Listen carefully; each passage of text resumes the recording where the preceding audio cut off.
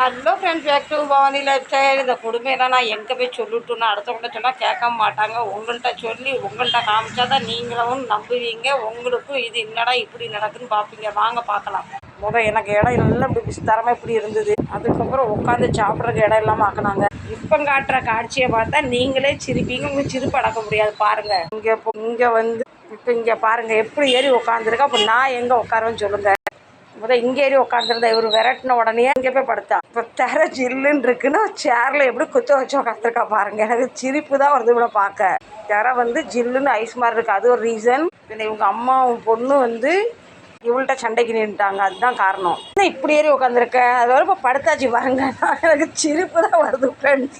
தொழில் பார்க்கணுமா வேண்டாமா, உட்காரணுமா வேண்டாமா, சும்மாவே அக்கம் பக்கம்லாம் என் மேலே பராதி. எங்கள் செருப்பை தூக்கிட்டு ஓடிட்டா, எங்கள் கொடையை தூக்கிட்டு ஓடிட்டான்னு. இப்போ சிம்மாசனம் கிடச்சிட்டு இப்போ கேட்கவே வேண்டாம். எப்படி நம்ம வீடியோ பிடிச்சிருந்தா கண்டிப்பாக